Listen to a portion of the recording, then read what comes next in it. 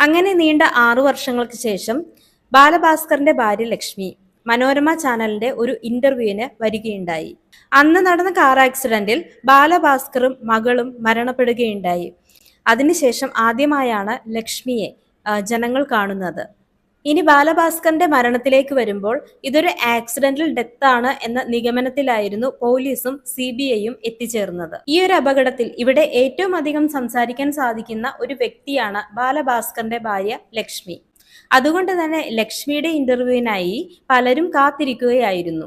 എന്നാൽ കഴിഞ്ഞ 6 വർഷങ്ങളെടുത്താൽ മാധ്യമങ്ങളെ ഫേസ് ചെയ്യാനോ ഇതിനെക്കുറിച്ച് സംസാരിക്കാനോ ഭാര്യ ലക്ഷ്മി തയ്യാറായിരുന്നില്ല. എന്നാൽ ഇന്നലെ ലക്ഷ്മിയുടെ ഇന്റർവ്യൂ കണ്ടവർക്ക് മനസ്സിലാകും ഇതൊരു അപകട മരണം തന്നെയാണെന്ന് ഉറപ്പിച്ചു പറയുകയാണ് ലക്ഷ്മി. ഇനി ഈ ഒരു അപകടം നേരിൽ കണ്ടു എന്ന് അവകാശപ്പെടുന്ന ഒരു വ്യക്തിയാണ് കലാഭവൻ സോബി.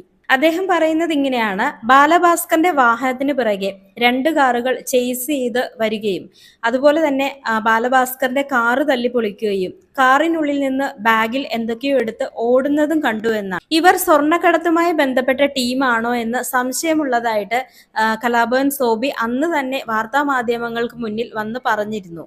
എന്നാൽ ഇതിനെയൊക്കെ ശരിവെക്കുന്ന രീതിയിലുള്ള വാർത്തകളാണ് പിന്നീട് നാം കേട്ടത്. കാരണം ബാലഭാസ്കറിന്റെ ഏറ്റവും അടുത്ത സുഹൃത്തുക്കളായിട്ടുള്ള വിഷ്ണു സോമസുന്ദരം, പ്രകാശ് തമ്പി, അതുപോലെ ഡ്രൈവർ അർജുൻ എന്നിവരെ പിന്നീട് സ്വർണ്ണക്കടത്തുമായി ബന്ധപ്പെട്ട് പോലീസ് അറസ്റ്റ് ചെയ്തിരുന്നു. ഇനി ഇതിലുള്ള മറ്റൊരു ദുരൂഹത എന്തെന്നാൽ ആക്സിഡന്റ് നടന്ന സമയത്ത് മൊഴിയെടുക്കാൻ വന്ന പോലീസുകാരോട് ലക്ഷ്മി പറഞ്ഞിരുന്നു കാർ ഓടിച്ചിരുന്നത് അർജുൻ ആണെന്ന്. എന്നാൽ അർജുൻ ഇതിന് വിരുദ്ധമായ മൊഴിയാണ് നൽകിയത്. അർജുൻ പറഞ്ഞത് ബാലഭാസ്കർ ആണ് വാഹനം ഓടിച്ചതെന്നാണ്.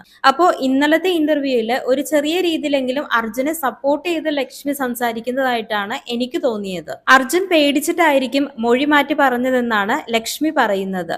അതുപോലെ തന്നെ ദുരൂഹത തോന്നിപ്പിക്കുന്ന മറ്റൊരു കാര്യമാണ് കാറിൽ നിന്നും കണക്കിൽ കവിഞ്ഞ സ്വർണവും അതുപോലെ പണവും കണ്ടെത്തിയത്. അമ്പലത്തിൽ പോകുന്നവർ എന്തിനാണ് ഇത്രയും പണവും സ്വർണവും കയ്യിൽ സൂക്ഷിക്കുന്നത്? അതേസമയം നമുക്ക് സംശയം തോന്നാവുന്ന മറ്റു ചില കാര്യങ്ങളും ഇതിലുണ്ട്. ബാലഭാസ്കർ മരിച്ചിട്ട് ഇന്നുവരെ ബാലഭാസ്കറിന്റെ ഭാര്യയായ ലക്ഷ്മി ബാലഭാസ്കറിന്റെ ഫാമിലിയോട് സംസാരിക്കാനോ സഹകരിക്കാനോ നിന്നിട്ടില്ല.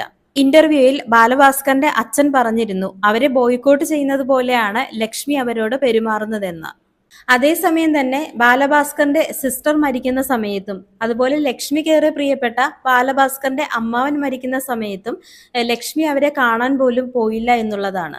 ഇതൊക്കെ കൂടുതൽ സംശയമുണ്ടാക്കുന്ന കാര്യങ്ങളാണ്.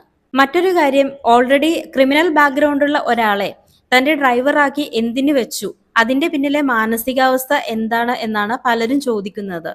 ബാലഭാസ്കറിന്റെ 2 സുഹൃത്തുക്കളും ഡ്രൈവറായ അർജുനും ഇത്തരം ഇല്ലീഗൽ ആക്ടിവിറ്റീസ് ചെയ്തവരാണ്.